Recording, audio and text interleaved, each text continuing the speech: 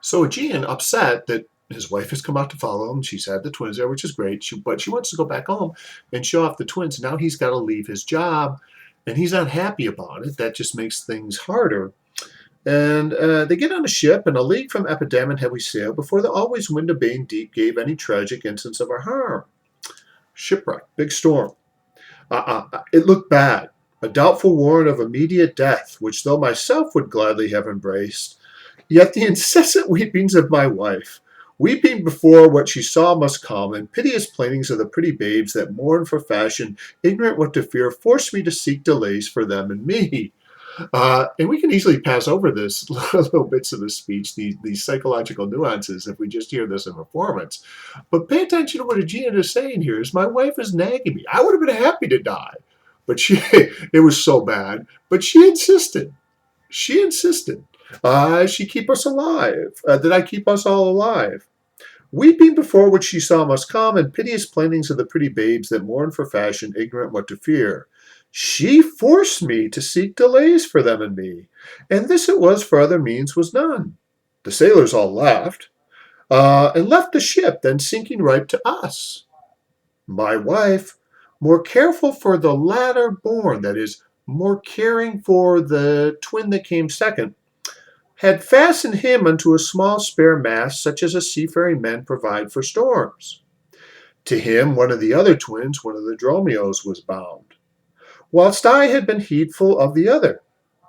The children thus disposed, my wife and I, fixing our eyes on whom our care was fixed, fastened ourselves at either end of the mast, and floating straight, obedient to the stream, was carried towards Corinth, another one of those ancient cities that Paul writes to Corinthians, as we thought.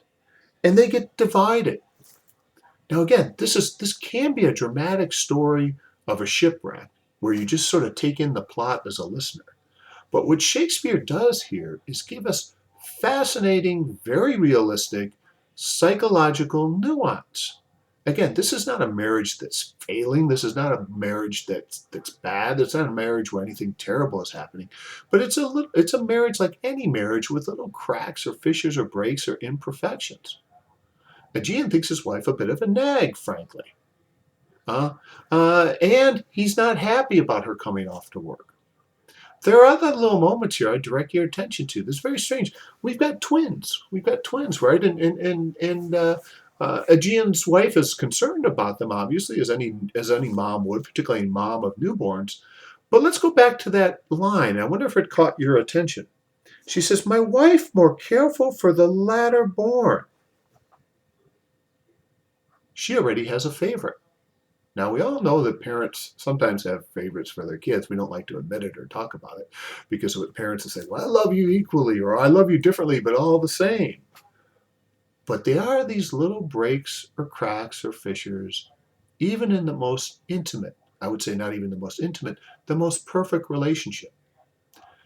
In other words, we can't imagine a more perfect or pure love relationship than that of a mother to a child, particularly between a mother and a newborn child. That's about as perfect and pure as human feelings get. But in this instance, what Shakespeare wants to point out to us, amidst this huge storm going on, is that mom favors the youngest. Mom favors the youngest.